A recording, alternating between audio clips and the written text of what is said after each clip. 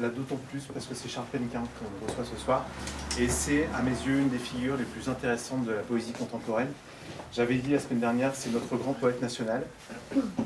Et je le redis, c'est notre grand poète national. La gougoute.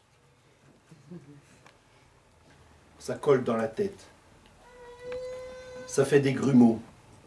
Les souvenirs s'agglutinent et je peux plus rien faire. Je peux rien faire de moi à présent. Tout est bouclé. C'est le présent qui bouche. Le présent n'a plus de sortie. Aujourd'hui est un orifice mou. Mais ce n'est pas un orifice, c'est que du mou.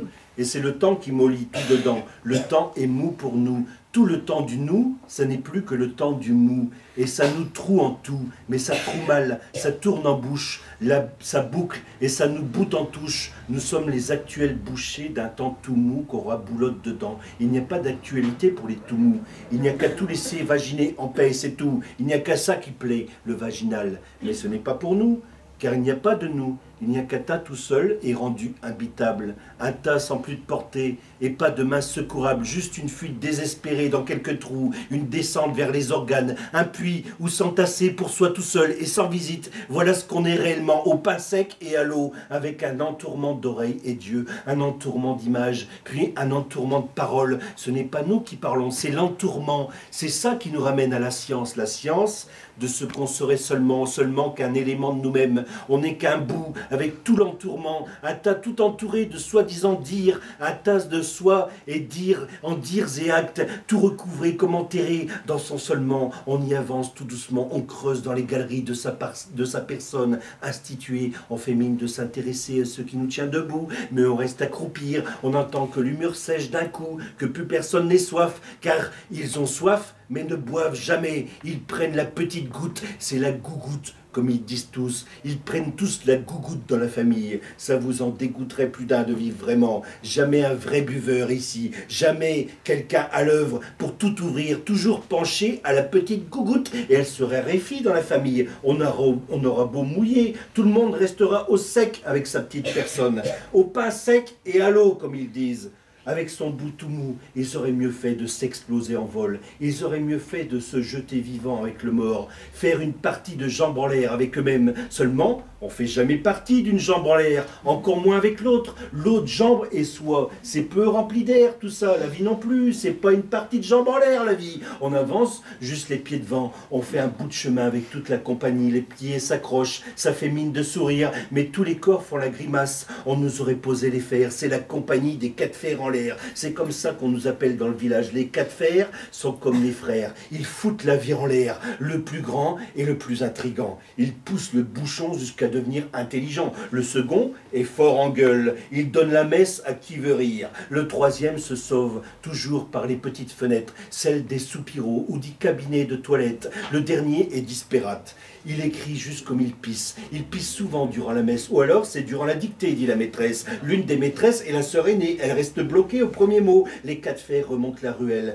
Toujours le même monceau. Ils reviennent de la messe. Le dernier vous voit sa maîtresse. Il ne sait pas que c'est sa sœur qui donne le la. La bande se retrouve sous le préau, dans l'ancienne gare, avec les pistolets à eau, sous la pluie, autour de l'église, à se lancer des pommes de pin, mais le dernier reste prostré. Il est plein de pisse sur sa chaise, tout remonte déjà dans sa tête. Trois des quatre fers battent le père revient avec ses crachats. La sœur a roulé la tête du dernier dans ses seins. Elle arrête de le vous voyez. Avez-vous déjà pissé tout en parlant? Avez-vous déjà écrit tout en pleurant? Moi j'écris de la même main qui branle, les cris branlent et pisse, je tourne et ratatourne dans les vieux airs comme dans les flaques, et c'est l'air des quatre fers en l'air, celui qui ratatourne toujours dans la chambre de ma sœur. Du coup je m'écroule dans le cercueil en écoutant ça. C'est une musique qui vient de loin, c'est de la chambre de ma sœur. De là on voit le chemin tout pavé, c'est là qu'on crie au revoir à grand-mère, et l'écho seulement nous répond. L'écho parle plus longuement en soi. Les quatre fers et la sœur dans les chemins à s'écouter, les quatre fers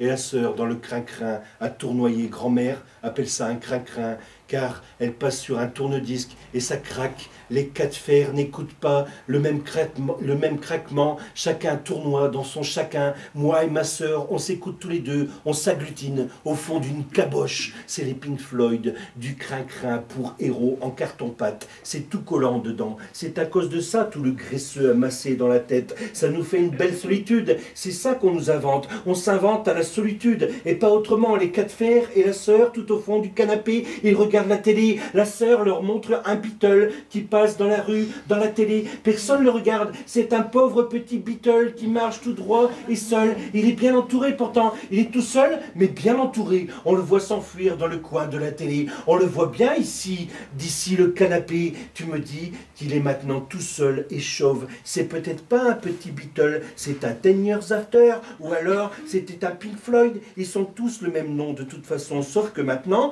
ils connaissent aussi la solitude. Maintenant, tu me montres ce type chauve qui se sauve à l'intérieur de la télé. C'est un pauvre petit Beatle, comme tu dis. Il est devenu un type chauve et perdu dans la vie. Il n'a plus ses copains, les Pink Floyd. Il a perdu ses longs cheveux tout bouclés. Il a juste des souvenirs. Mes pauvres souvenirs ne tiennent plus dans mon crâne, nous dit le pauvre petit Beatle. Il est tout chauve, il se cache dans les rues et les images le suivent. La grande sœur écoute à Tomer Mover. La Mover aime bien les albums pompiers. Quand le dernier des Beatles l'écoute, il repense à sa poupée, à la poupée de sa sœur. Je l'avais mise en terre, nous dit le pauvre petit Beatle. Je voulais t'enterrer dans le jardin. Mon père a bien rigolé. Enfin, tu te décides. Et ma mère avait aussi ri de plus belle. Maintenant, il va te falloir la déterrer de toi-même. Je m'asperge de terre en la regardant. Je me remplis tout le crâne. À Tomer Mover, à Tomer Mover, à Tomer Mover. Des coups de beige dans la caboche. Je t'ai enterré près des asperges. Et puis j'ai refait ce geste impensé de me jeter de la terre sur la tête.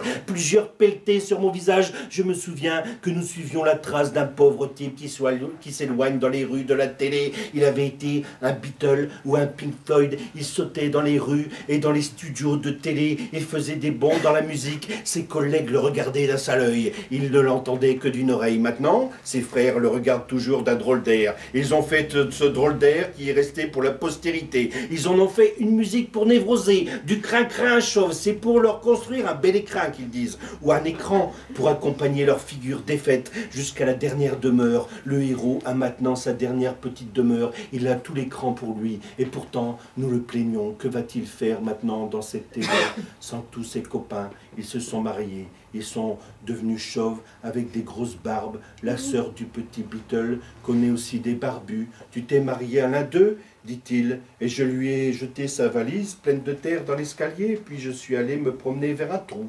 Dedans, il y avait un os. Alors j'ai mis ta poupée. Ce n'était pas qu'une poupée d'ailleurs, c'était un petit baigneur. Tu lui as apporté des sandwichs au pâté quand il revenait de la piscine. Le petit baigneur écoute Morricone dans la chambre. Maintenant, il repense à sa sœur au fond d'un cercueil. Elle sort de l'église habillée tout en blanc. Il était encore une fois de plus dans l'ouest quand les Dalton reprennent le chemin de Paillancourt. Ils entendent l'écho de la grand-mère, le crin-crin de Tante Raymond, la ruée vers l'or et la guitare à John Baez, le crin-crin du frère aîné, Fantomas, et les frères Jacques au brasero. C'est la vie qui nous mène. Nono et Toto qui dansent sur Bonnet M, Born to be Alive au marché des Merchicourt, le crin-crin, Tante Marthe, Eugène tout en patois au bout des plaques, Tonton Jean qui pince les fesses de la mariée et moi seul qui vais avoir, c'est moi qui vais avoir la jarretière. Ils auront beau mettre plein de francs sur la table, c'est moi qui vais remporter la mise. C'est la grande poupée de ma sœur qui maintenant a la grande jarretière et maman ne veut plus que je cache dans l'armoire la grande poupée. Il faut que j'arrête toutes mes cochonneries. Je vais maintenant perdre mes cheveux et j'essaie de parler en écrivant. Vous avez déjà parlé en écrivant, vous? Vous avez déjà essayé d'écrire tout en branlant et ça branle et ça pleure dans son cœur de baigneur. Ici, c'est le top. On est au top ici.